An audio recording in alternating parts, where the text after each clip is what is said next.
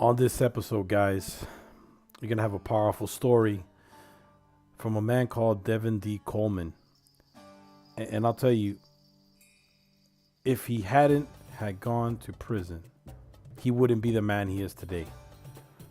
You know, we speak on the breaking point in his life when he failed his grandma before she got to see him straighten his life up. And on becoming a phenomenal single father for his daughter. What his definition of support is, on his new vision of what legacy means to him, his childhood mental controversy between his biological father and his stepfather, who was actually there, on his own personal philosophies, which have changed throughout the years. And he's also a poet. He's an author, and he's also a poet. And he's doing speaking engagements now for the youth and promoting his book. You know, I tell you, there's very few people in life that you'll meet that you can honestly say that their heart is in it to do the best for people around them, right? I love to meet people like that, and I met him during a business of speaking and coaching certification that we did together. And his demeanor, his desire is only to be the very best version of himself and to make others the best version of themselves. And we share that philosophy in life. And, you know, I'm very honored that he came on the podcast. And I'm honored that I got to speak to him and to interview him, you know, before he got too big, right? Because he's got a lot going for him. And I know that you're going to get a lot out of this interview. Listen with an open heart. Listen with desire to become better than you are right now. And I tell you, you're going to get something out of it. And his personal message to that single father, that hurting father who's out there today, will definitely change that single father's life. So, you know, stay to the end. He gives his personal message at the end. I promise you that you will not be disappointed. You will be touched and blessed by this interview. And I hope to see you soon. So stay blessed, and we're going to jump right into the interview. Hey guys, welcome back to another episode of Beyond Willpower podcast. I got my brother Devin D. Coleman, graduate from the Boss program, author, speaker, all around great human being. Let's welcome to the podcast Devin D. Coleman. What's up, Devin? Hey man, how you doing? Thanks for having me. Man, it's been my pleasure. I'm sorry it took so long. You know, we should have done this a while back when we finished the Boss program together. You know, it's funny that I've interviewed a lot of the Boss people because that's what I wanted to do, is to interview it, the people that experienced that with me. Because uh, being of like mindedness is such a great thing to find. You know what I'm saying? Right, So right. so how have you been, man? Man, I've been good, man. I've been good. I've been finding balance, man, and really chasing my passion. So I feel good. That's freaking awesome, man. So listen, I love to ask people, and it's kind of a crazy question. I got this question from one of my favorite podcasts, right? So the question is, what's your superhero origin story? Where does Devin D. Coleman come from? Yes. Well, born and raised in Jacksonville, Florida, right? And what I like to tell people, I was born in Brentwood Apartments and grew up, was raised between the east side and the west side of Jacksonville. And my superpower, man, is just in my name. DDC, desire, dedication, and commitment. So no matter what I face, what I go through, I know if I had that desire, that dedication, and that commitment, I get through it. That's a great origin story if I ever heard one, man. I like that. I like that. So was there a turning point or a breaking point in your life that led you down the path that you're currently on? Tell us a little bit about that. Yeah. Um, and I'm thinking about it like turning point, the pivotal. I had a couple pivotal points, but the thing that like put the nail in the coffin was my grandmother passing away. My maternal grandmother passing away.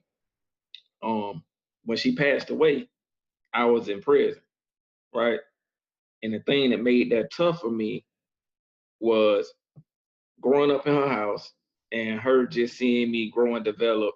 She saw me off to college, didn't see me graduate because before graduation, I got sentenced to prison, right? And I remember Christmas 2004 sitting on her bed and she was telling me that I had all this stuff going for me, but the two things that hindered me was my attitude and my temper. And I did what a lot of young men do. I said, yeah, I got it under control. And that night, I violated my probation, which got me sent to the Department of Corrections. What I didn't know was she had cancer and that it was terminal, right? So the turning point in that was when she passed away, man, I was like, I let my grandmother down. And I said how much I loved, and I know she know I loved her, right? But I denied her seeing her dream come true, which was me being able to see me be able to take care of myself as an adult male. So I had two options, either to go farther into that abyss that I was in, or like really turn my life around and build a legacy that she would be proud of. So that's the day that I turned everything around. So is that like at that time? Because I know you got a baby, right? Right. Baby girl. So was she in the picture then? Was that far back? No, my baby wasn't born yet. So like I said, that was the turning point, but it was a lot of pivotal things. And I think that moment set me up to be the father that I am. This is why. I heard so much about what I couldn't do, who I couldn't be because of where I come from, right? So I had to dig deep and I had to find out who Devin was. And who is Devin? Devin is a Coleman, right? And I had to go back generationally and see what Coleman men did. And when I saw what Coleman men did, it was all about family. It was about provision. It was about being honorable, right? So I patterned my life towards doing that. So when my daughter was born, it was a no-brainer. And a situation happened where I had to assume full custody of her. So I'm a single dad. And I had a conversation with my mother about it. And she was like, your life gonna change and it's gonna be tough, right? And she looked at me and she said, Coleman men take care of their children. And that was it. No more conversation about it. So the standard, the expectation was set, like, son, it's gonna be tough, but you're gonna do this. And it was done in a manner where I had support, but no crutches. I It wasn't like that. yeah, no crutches. My family and friends would watch her when I was doing legitimate duties like work, study, things of that nature, but no just drop off and go hang out. None of that. I had to be a dad, and I think just tapping into who I was and where I came from set me up for that. That's great, man. Yo, let me tell you something. I just stole that. Take support, but no crutches. You understand, man. That's a fine line, but it's so powerful, man. Like, Right. like there's sometimes where I feel that way. I say, man, just need a little support, man. I don't want it easy. I just want a little support. Right. But it was a blessing in your life, that you had these two powerful women that led you to think differently about yourself. But what's going to make you different, right? What's going to separate you from the previous Colemans to the future Coleman? I'm intentional. In the past, I made selfish decisions. So the things that I was caught up, I was thinking, I, like what I wanted, what I thought I needed. And I only thought about how it affected me, right? In studying like just history in general and then tapping into like who my family was, I was like, wait a minute. These family members made sacrifices so that I could push the envelope forward. You see what I'm saying? So all the sacrifices made in my lineage was so I can go further. And now I'm pushing the envelope forward. So those that come after me are challenged to keep pushing the envelope forward. But I'm intentional about it, man. And I think nowadays we have so much access to opportunity, to education, to tools. And now I'm utilizing it. I'm maximizing the things at my disposal to think intentionally about building generations. So legacy building. Definitely. Every day I think about it. Top of the morning, all through the day, I'm thinking about how do I build a legacy? How do I affect more people? You know, how do I set that up? So you said earlier that you before you graduated that you got locked up.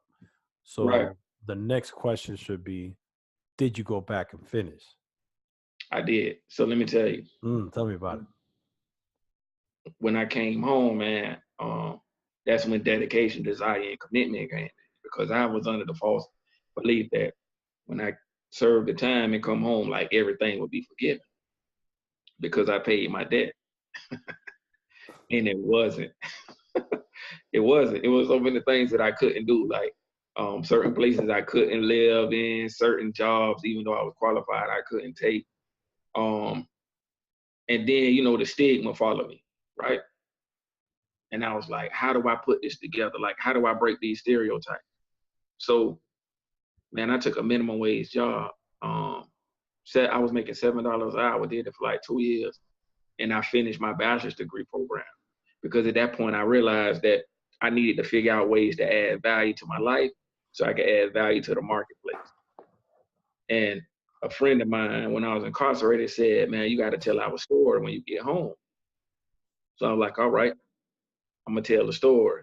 And I was apprehensive about it at first because I had assimilated to a point where if I didn't tell you, you didn't know.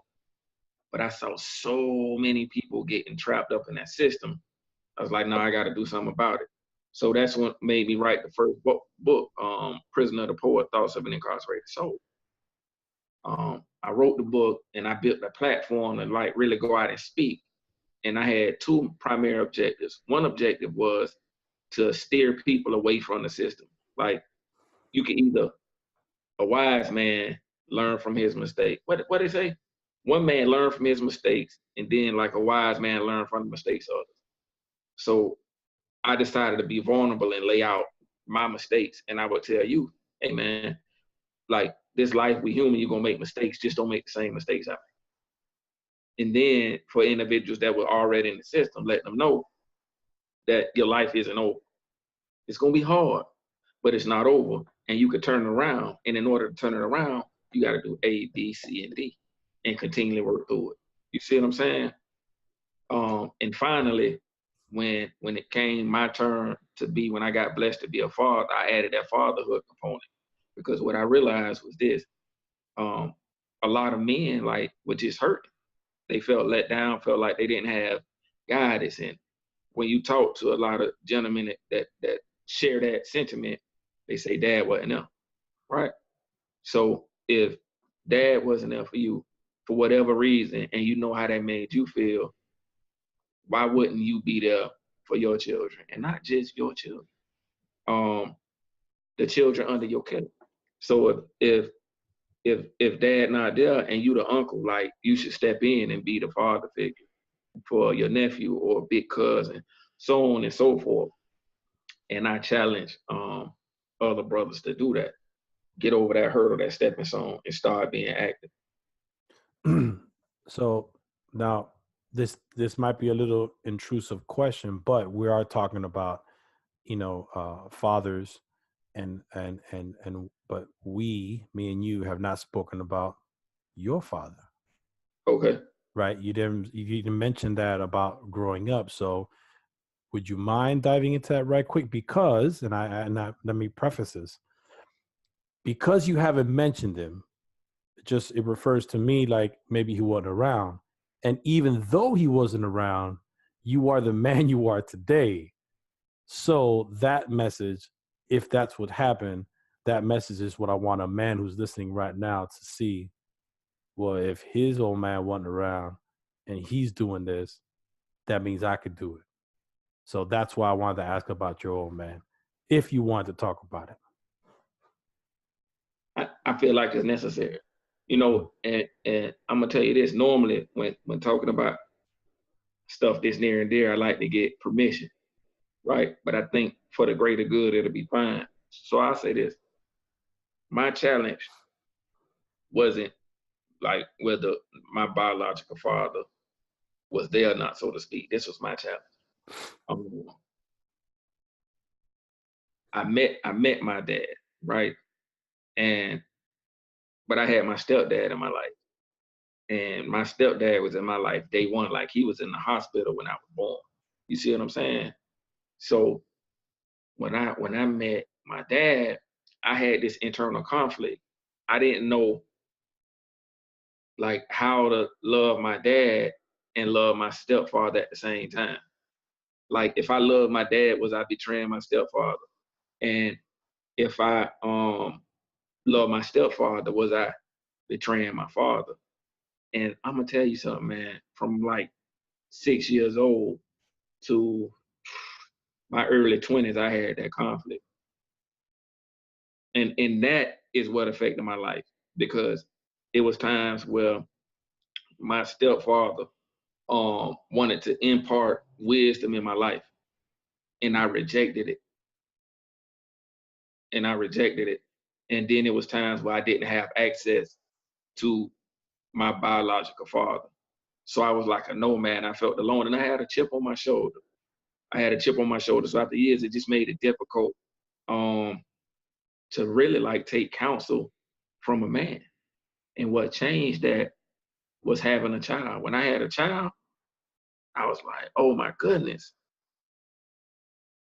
Like, and I had to go and apologize to my stepfather because I'm like, man, I'm sorry. Because this is what I realized. Everything that I learned about like hard work, I got from him because I actually saw him get up and go to work. Right. And at the same time, um, the internal conflict slash resentment I had with my dad, like I had to get that right too. So now at 40 years old, I love them both. You know what I'm saying? And because I got it right within me, it's like fine. And I got great relationships with both of them. And I think because of my journey, the life that was set before me, I needed two men, two different men to impart wisdom in me. So now I got sound counsel, man, and as an adult, it plays to my benefit. Man, you don't know that answer you gave to the question that I asked would cut a lot deeper inside me.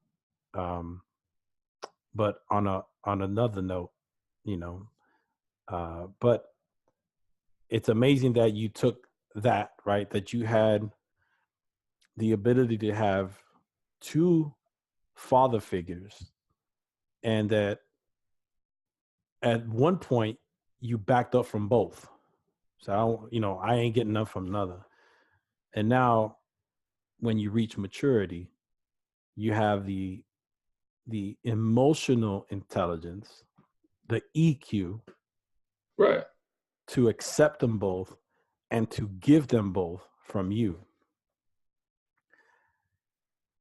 That's just amazing. That's real touching. I had a rough childhood with my father and stepfather. Stepfather paid no mind. My father wasn't around. So, you got you got that. But I am and now people say, they ask me, would I change anything in my life? And I'm gonna have to say no. As bad as it was, if anything changes from my past, I'll be a different person today. And That's right. you know what? I love myself today. I didn't love myself before, right? I didn't, bro. And I'll tell you what. I'll tell you a quick little story. At 25 or so, 26 years old, I was going out with some girl. I'm not gonna say her name just in case one day she might hear this, but she'll know. And I was macking, I was the papi chulo, right? And I told her she wanted to like break up. And I was like, baby, I love you. Girl, I love you. And she straight up dead face look at me, goes, you don't love me? You don't even love yourself. Yo. And it hurt because no one up until that point had told me that much truth in such short words. That cut me. That was the first time I felt emotionally cut. And I've been through hell at this point. That's the first time it went boom right in, because I had to sit back and I go, yeah, I love myself. What's wrong with you? And then I started paying attention. Everything I was doing would lead anyone to believe he don't love himself. That's right. I was destructive. That's right. I was personally destructive. So I feel you, man. That's whew. Thank you for that. Thank you for sharing that. Because someone who's listening now, somewhere, is gonna listen to that and is gonna say, I understand that. And they're gonna see your success today and your success in the future and say that if you can do it, like Les Brown says. Les Brown believes and says, if any man has done it, I can do it. That's right. Right. So you are a leader for men who have been through that position, who are going through that position and have been through that position. And now just listening to this saying, oh, okay, so somebody else went through it. Because as long as you know somebody else went through it, then you feel a little bit better. You be like, well, okay, well, maybe if they got through it, I can do it. That's right. So you're a speaker. You're a 2-time author? Yeah. All right. Tell me the names of your books. Well, see, so what happened is I did Prison of the Poet, Thoughts of Incarcerated Soul. Say what? And, I'm sorry. Prison of the Poet, Thoughts of an Incarcerated Soul. Okay. And they got released in 2010. And I'm gonna tell you, I felt like I left something on the table, right?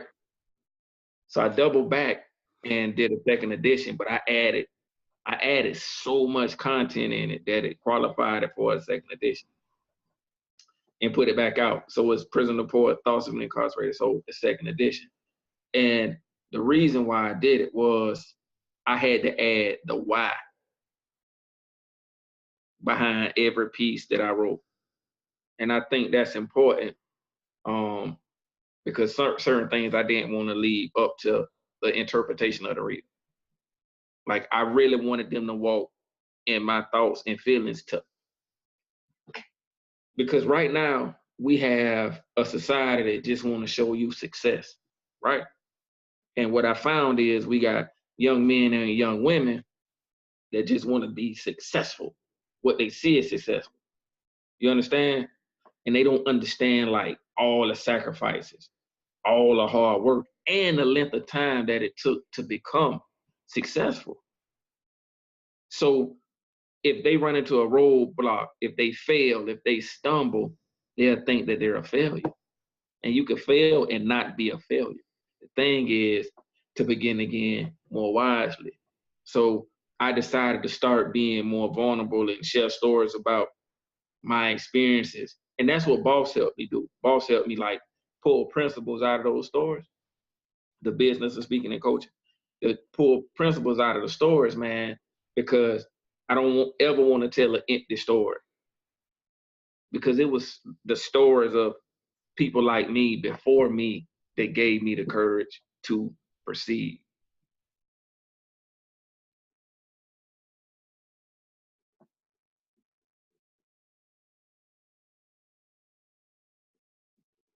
You're on mute.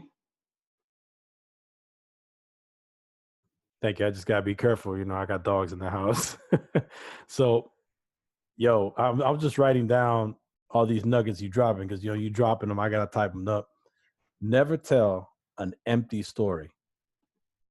I even going through Boss, I never took that phrase out of what we learned, but that's exactly what we learned is don't tell an empty story.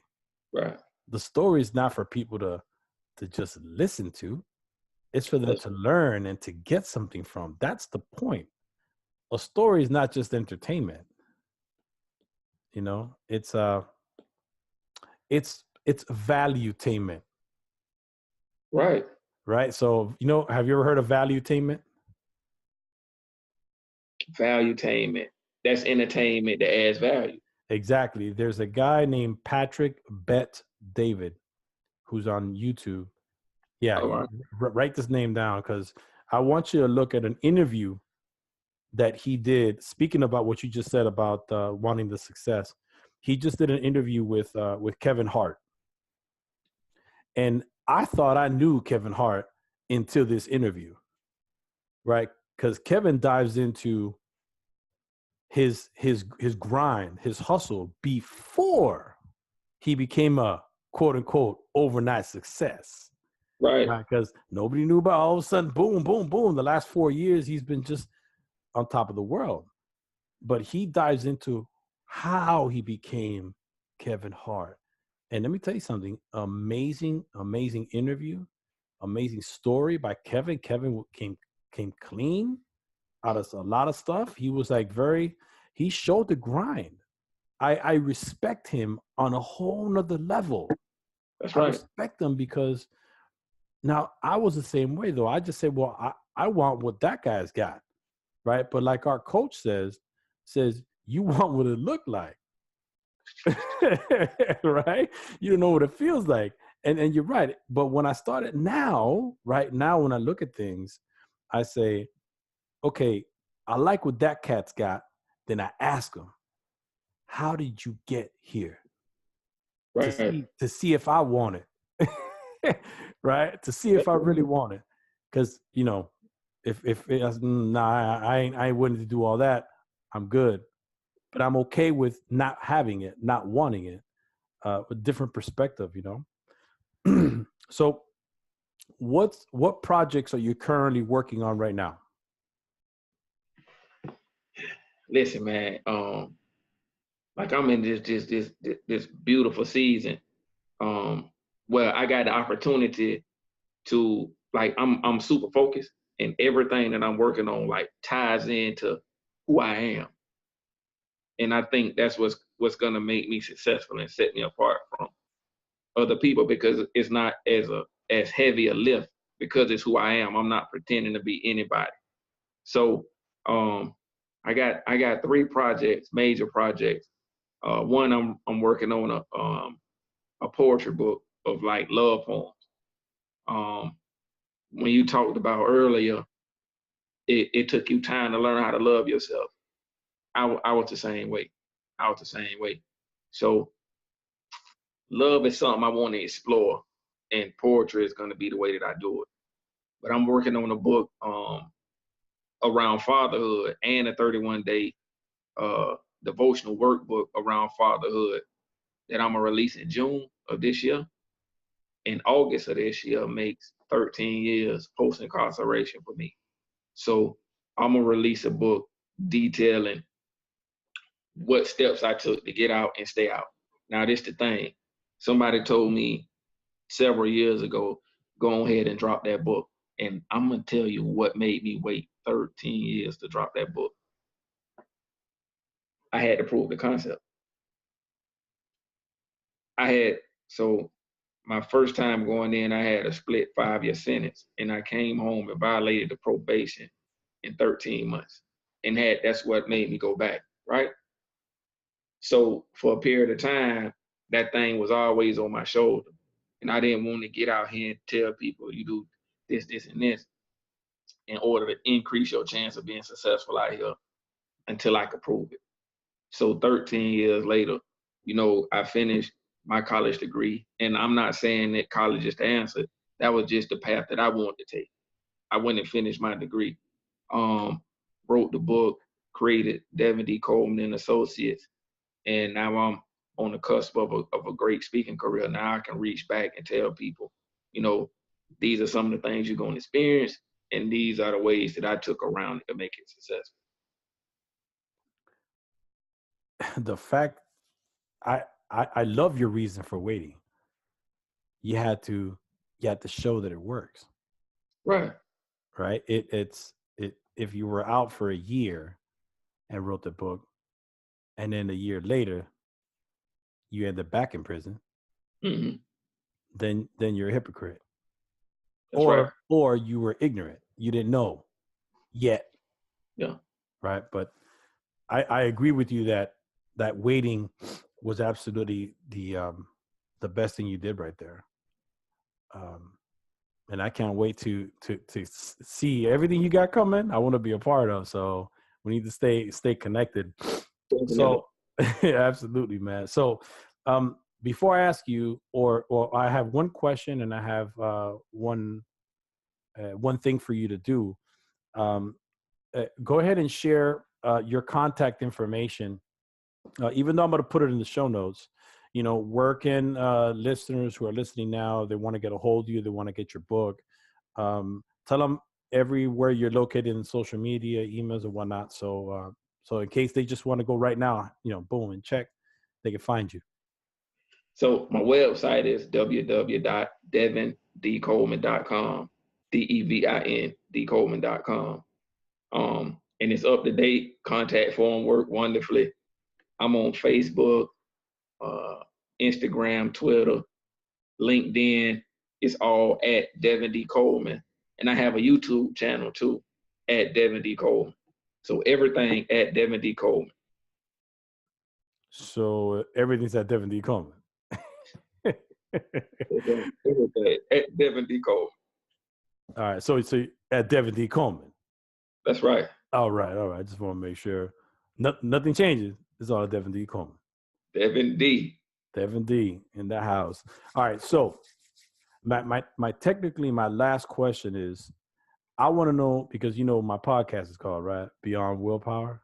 Right. Right. So what is your definition of beyond willpower? There is no right or wrong answer. It's your answer that I'm interested in. Now, when you said that, a picture came to mind. We live in a society right now where it's attention overload. It's like just so much surrounding us, right? And I look at it like life. So many things surrounding us, distractions pulling at us. You get what I'm saying? And the thing is to identify where you want to go, right? And to get there, you got to go beyond willpower. And that means a variety of things, man. Like on one level, it means like outlasting everything. So if you look at where I'm at now versus where I come from, like, the apartments to college, to prison again, you would have never thought that, I'd be a single dad, business owner and author. But it was some things that I outlasted and other things I just pushed through. Like really just putting one foot in front of the other, determined to get to where I'm trying to go. So that's what beyond willpower mean to me. Like, man, you just gotta like stand flat footed, like Kendall say, and then put one foot in front of the other. And literally, if something in front of me, man, I'm gonna try to go under it, I'm gonna try to run through it, go around it, or jump over it. But will not stop until I accomplish what I set in front of me to accomplish. That's a great definition if I've ever heard one, bro. I mean, it's not better than mine, but it's pretty good. Hey, so right now there's the young father, the single father, the single the only son who's listening, and I want you to give him 30 to 60 seconds of a talk that you would give him right now if he was literally right in front of you. We don't know who he is, but he's out there and he's listening right now, and he needs a message from you. Give him 30 or 60 seconds of love your way. So I say, young man, it's gonna be okay. I know you're afraid, right? I know you've never done this before. You may not have seen a model on how to do it, but you can do it. You have to make your mind up that that's what you want to do. you got to be confident enough to admit that you don't know everything. Because when you do that, then you can get help. You can get resources. You can pick up books and study your craft, understanding that you don't have to be perfect.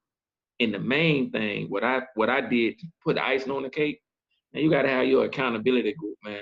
You got to have brothers just walking through it with you. For me, that was joining the G-Men. Like, that's my space where I could toss ideas around with other men that understand and been through what I've been through, or some coming behind me. But it's okay not to know everything, man. What's not okay is to not know everything and don't go get help.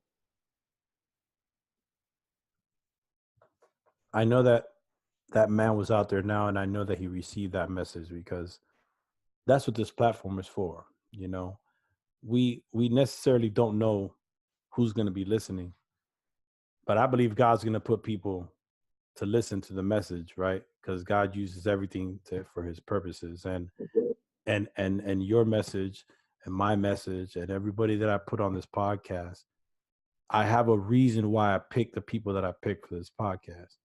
I'm deliberate about who I choose to go on, because I know their message.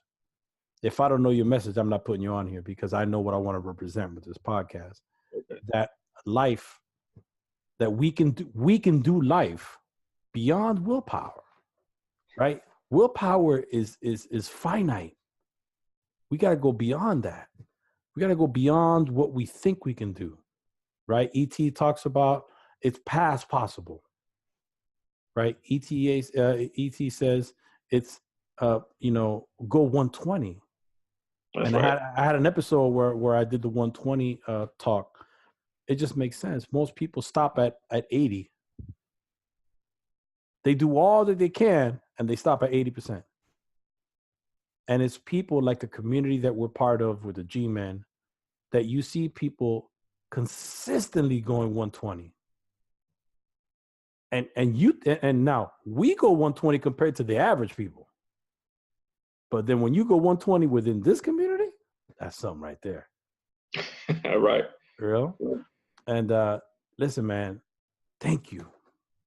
Thank you for coming on. Thank you for doing an episode. Thank you for DDC. Thank you for your story. Thank you for not giving us an empty story. Thanks for having me. Thanks for I appreciate it. And seriously, I'm taking the take the support but no crutches. I'm taking that, man, because I'm always looking for support. I don't need crutches, but I'll take your support. Listen, it was something that stuck out to me in the Bible, right? It was a parable. And what it basically saying is, if you give a man a fish, you feed him for a day. And if you teach him how to fish, he can feed himself for a lifetime. Right? We got too many people giving out fish. If you give a man a fish, tomorrow you might have to give him another fish. But if you teach him how to fish, you don't have to worry about it. Preach it, man. I am a firm believer. I love that scripture, man. Yeah. Because I live that scripture. When someone's like, no, here you go. No. Teach me how you did that. Right. Show me. So I don't got to come bother you no more. Show me. Because I'm okay with not knowing today. And most men, we don't learn that. We learn you gotta know everything, do everything, be everything. That's right. Yeah, that's gonna lead to mess up a lot of people in life. But now, what did now you say? I just want you to say it again. What does DDC stand for again? Dedicated, desire, and commitment. Desire and commitment. Absolutely. And it also stands for Devin D. Coleman. That's right. One and the same. That's right. Listen. So watch this. It's power in the name, right? And that's not an empty acronym. Growing up in Jacksonville, we have the Duval Detention Center. And words can be self-fulfilling prophecy, right? So I had to change the meaning of DDC in my life to reconstruct the way I think about things. It was a mindset / perception shift, really. I'm glad you did. That's one of the main things that, you know, I believe that actions are a three-step process, right? And that's you think it, you feel it, then you do it. It just works that way. Your thoughts affect your emotions, and your emotions control your actions. So the way we perceive things is how we do things. And the fact that you acquired that level of maturity at your young age is a lot. Because you young bucks, you know, learn that new stuff. Hey man, so listen, thank you once again. This has been a blessing to me on more levels than you can know. I have yet to really dive deep into my story with the listeners, but it's coming. I'm just trying to, yeah, it's deep because I don't know if I can keep my composure. And that's what's keeping me from not doing it just yet. But it's coming soon. It'll happen this year for sure. Hey, listen, man, that's so liberating. Mm-hmm. Yeah, it is. It is some because like people can't use it against you. Mm-hmm. You know. Yeah. So thank you guys for listening once again to up to now one of my favorite episodes with my brother Devin D. Coleman. Please reach out to him on social media. And I'll tell you where it's at. It's at Devin D. Coleman That's across right. the board. All right. And if you would be a darling and like and share this podcast, leave me a 5-star review if you enjoyed it. Tell people about this podcast. I think this podcast is meant to encourage and strengthen the mindset of just about anybody who listens to it. You can follow us on Instagram at Beyond Willpower Podcast, across the board too. Beyond Willpower Podcast on IG, Beyond Willpower Podcast on Facebook. And you can send me an email at beyondwillpowerandstrength@gmail.com. And thank you once again, and we'll talk soon. Stay blessed.